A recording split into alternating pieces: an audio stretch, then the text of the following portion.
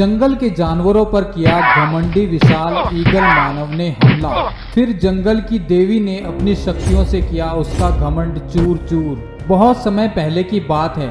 एक बड़ा सा हरा भरा और खुशहाल जंगल था। उस जंगल में हर प्रकार के जानवर बड़े ही प्रेम से रहते थे। जंगल का राजा बब्बर शेर बहुत ही काबिल और ताकतवर था। कहते थे कि बब्बर शेर के ऊपर जंगल की देवी की कृपा थी, जो उसे किसी भी मुसीबत से बचा लेती थी।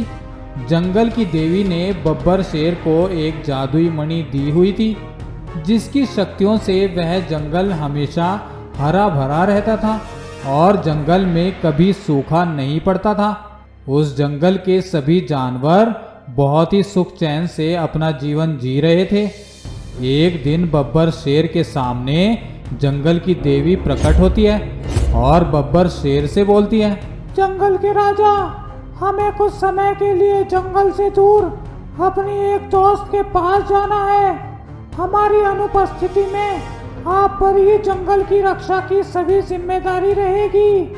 हमें पूरा विश्वास है कि आप जंगल की रक्षा में कोई कमी नहीं छोड़ेंगे। जैसी आपकी आज्ञा देवी, आप निश्चिंत होकर जाइए। मैं जंगल की रक्षा में अपनी जान लगा दूंगा। हमें आपसे यही अपेक्षा है जंगल के राजा। और ऐसा बोलकर जंगल की देवी वहां से गायब हो जाती है। अब बब्बर शेर देवी की अनुपस्थिति में जंगल की रक्षा करने में लग जाता है। वहीं पास में एक खबरी शैतानी मुर्गा बब्बर शेर और जंगल की देवी की बातें सुन रहा था।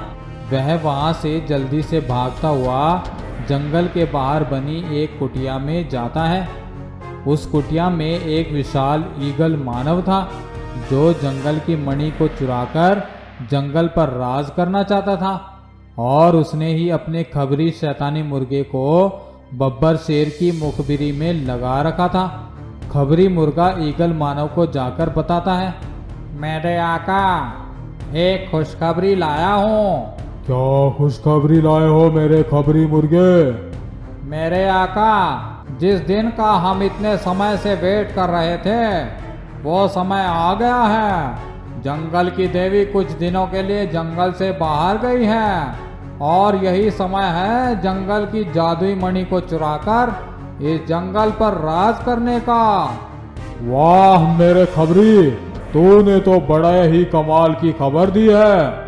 चलो चलते हैं और उस मणि को चुराकर इस जंगल पर अपना कब्जा जमाते हैं। फिर वह दोनों जंगल में मणि को चुराने के लिए निकल जाते हैं। जब वह मणि के पास पहुंचते हैं तो देखते हैं कि बब्बर शेर उस मणि की रक्षा में वहीं खड़ा है।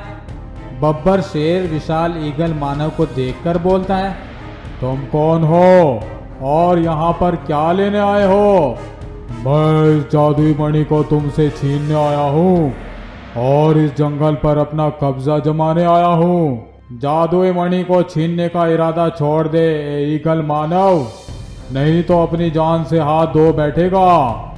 वो तो समय ही बताएगा कि कौन किसकी जान लेता है। फिर बब्बर शेर और ईगल मानव में लड़ाई होने लगती है। बब्बर शेर अपने जैसे ही कई सारे शेर की सेना बना लेता है और ईगल मानव पर चारों तरफ से हमला करता है। लेकिन ईगल मानव बहुत शक्तिशाली था और वह अपने जादुई हथियार से एक खतरनाक वार उन सभी शेरों पर करता है और सब के सब शेर एक ही वार में खत्म हो जाते हैं। फिर ईगल मानव बब्बर शेर को एक जादुई पिंजरे में कैद कर देता है और मणि को अपने कब्जे में कर लेता है। मणि के ईगल मानव के पास जाते ही जंगल में अंधकार छाने लगता है और देखते ही देखते जंगल के पेड़ पौधे सूखने लगते हैं और जंगल में अकाल जैसे हालात बन जाते हैं।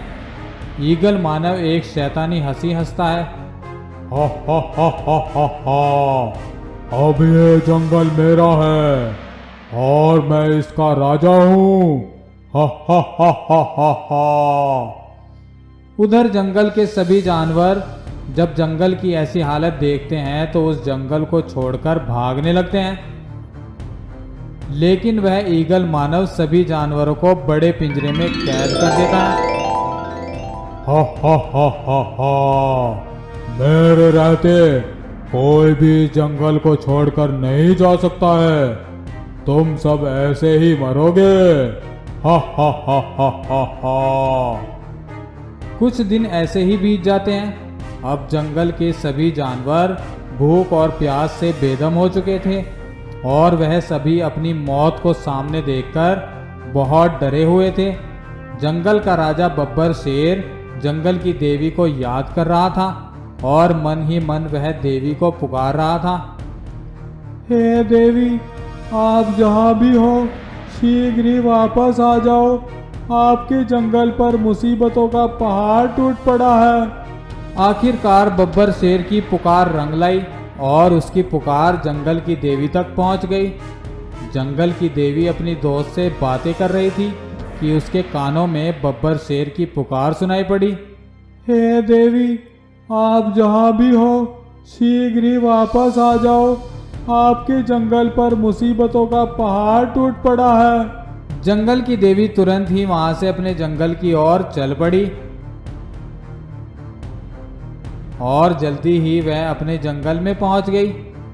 जंगल का ऐसा हाल देखकर देवी को बड़ा क्रोध आया और वह तुरंत ही ईगल मानव के सामने पहुंच गई और बोली, तुम्हारा इतना गुस्सा है कि तुमने मेरे जंगल पर आतंक मचाया।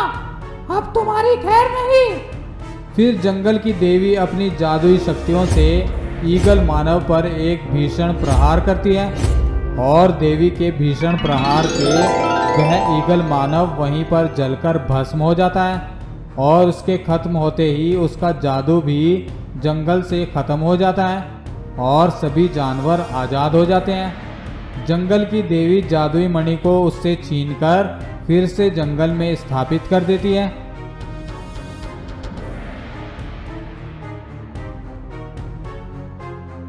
और वह जंगल फिर से हरा भरा और खुशहाल हो जाता है।